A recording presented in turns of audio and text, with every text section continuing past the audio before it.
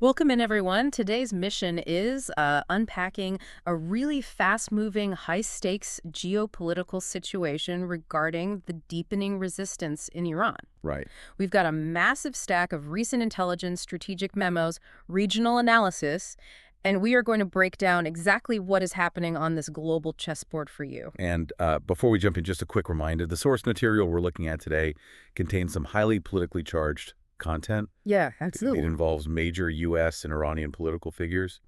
We really want to emphasize to you, the listener, that neither of us is taking a side here. We aren't endorsing these viewpoints. Yeah, definitely not. Our goal for this deep dive is just to impartially report and analyze the ideas and the strategies that are contained within this provided text. Purely analytical.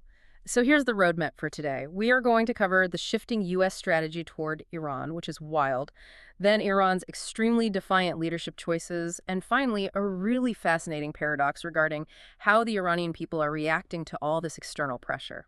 Yeah, that shift in U.S. strategy is probably the most jarring piece of this whole puzzle. It really is. For years, the dominant framework the U.S. used was this maximum pressure campaign. Right, the economic vice. Exactly. Squeeze the economy, sanction the vital industries, and just force Iran back to the negotiating table. But the current analysis shows that framework is totally gone. It's been completely abandoned. Right. The goal isn't a new deal anymore. The goal is total regime change. I mean, the memos highlight a specific quote from Donald Trump where he talks about going in and cleaning out everything, aiming for a totally different state. That phrasing is incredibly revealing, cleaning out everything. Yeah. That is a total departure from coercive diplomacy. Yeah. It's no longer about changing the behavior of the state you're dealing with. It's about dismantling it entirely. Okay, let's unpack this because the model the U.S. seems to be looking at to achieve this is genuinely surprising. It really catches you off guard. Because historically, when we talk about U.S. pressure campaigns aimed at fighting a regime, the default comparison was always Venezuela. Right. You squeeze the economy, you recognize a charismatic opposition leader. And you just wait for the military to defect. But the memos point to a completely different playbook now. They aren't looking at Venezuela, they are looking at Syria. And the Syrian model is a much darker blueprint. To understand it, we have to look at the specific precedent of a figure in Syria named Ahmed el-Shara. Also known as Abu Muhammad al-Jilani, right? Exactly. The leader of Hayat Tahrir al-Sham. This is a guy who was formerly allied with al-Qaeda, a militant extremist. Right. But over a decade of just brutal civil war in Syria, he consolidated power in Idlib, a civil administration. He morphed from a designated terrorist into a pragmatist. An America-friendly president, essentially, or at least someone they can do business with. Yes, Oh. from an al-Qaeda affiliate to a guy in a suit giving interviews. It's an incredible rebranding. And the intelligence suggests the U.S. is banking on replicating that in Iran, applying enough pressure to shatter the state, and then finding their own version of him to just clean things up. What's fascinating here is the massive strategic flaw in that assumption. Yeah, it's a huge leap. It really is. The U.S. strategy assumes they can trigger a state collapse in Iran, skip the horrific decade-long civil war that actually happened in Syria to forge those dynamics, and just handpick a new leader from the rubble. Which is wild because Syria took over a decade of bloodshed and millions of refugees to get there. You can't just bypass that chaos in a country of over 80 million people. Exactly. Especially not in Iran. They aren't a blank slate. They are actively resisting this pressure. Tehran is intimately aware of what's happening, and they made a massive countermove last Sunday. Right, the selection of the new supreme leader, Mojtaba Khamenei, succeeding his late father, Ayatollah Ali Khamenei. A very deliberate, very defiant choice. And the dismissal from the U.S. was immediate. Donald Trump warned them not to pick Mujtaba, and when they did, he called him a lightweight who wouldn't last. Which completely misreads the reality on the ground. Calling him a lightweight is a profound miscalculation. It really is when you look at the facts from the source. The narrative that he's just some nepotism hire simply isn't true.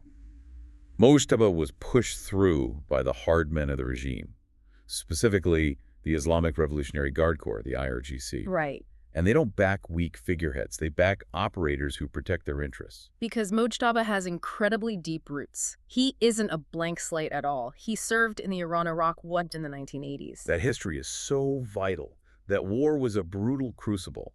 Trench warfare, chemical weapons. Yeah. Serving in that conflict gives him undeniable credibility with the military. And he's been his father's right hand for 30 years. He intimately knows every single lever of power. Look at his allies like Hossein Taib, Yes, the former intelligence chief. a guy notorious for brutally suppressing dissent. If someone like Taib is in your inner circle, it tells the world you are prepared to rule with an iron fist.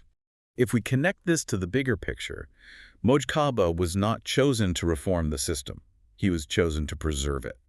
Yeah, while the U.S. is bombing and hoping for a collapse, the regime is doubling down on its core values. Putting their most uncompromising operative right at the top. Here's where it gets really interesting, though, because we have to talk about the wild card in all this, the Iranian people. The domestic situation is a total powder keg. There is massive domestic anger toward the government. Thousands of people were killed in protests just a couple of months ago. The economic pain, the systemic corruption, it's incredibly volatile. So for you listening, think about this.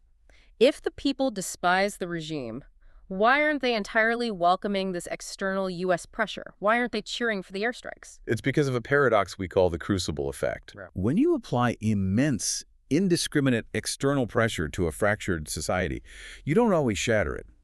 You often forge it into something hardened.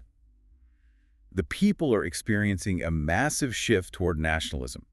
Because Iranian nationalism has been forged over centuries of resisting empires. Exactly. Their historical memory is long. They remember the British The Russians. and the Ottomans.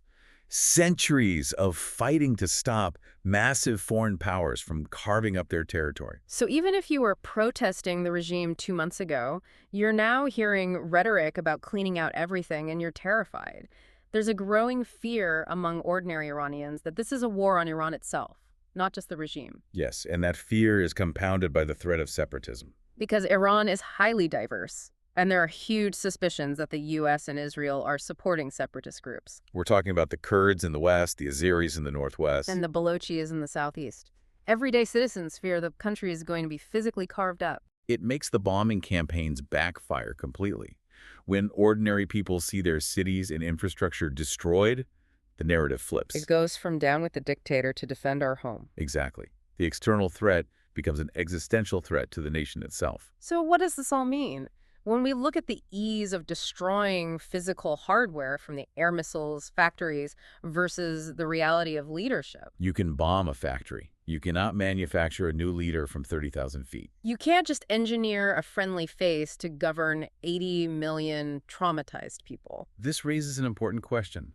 What would it actually take to achieve the U.S.'s desired Syria result without the total chaos? Well, realistically, a full-scale invasion. Yes, a massive, prolonged ground occupation. But nobody wants that. The U.S. administration doesn't want it. The American public definitely doesn't want to sign up for a decades-long war. And the Iranians certainly don't want to be an occupied war zone. So we are in this incredibly dangerous game of chicken, a mutual standoff.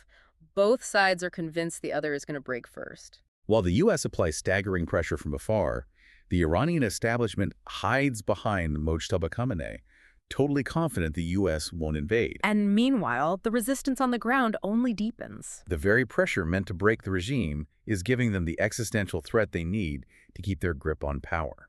It's wild, and it really shows why we wanted to connect all these pieces for you today. When you're just looking at the headlines, it's so easy to miss how centuries of history, these deep-rooted regime preservation tactics, and this incredibly powerful force of nationalism all collide. It makes modern foreign policy infinitely more complicated. It really does. Thank you so much for joining us on this deep dive into these intricate sources today. And as we wrap up, I want to leave you with a final thought to mull over on your own.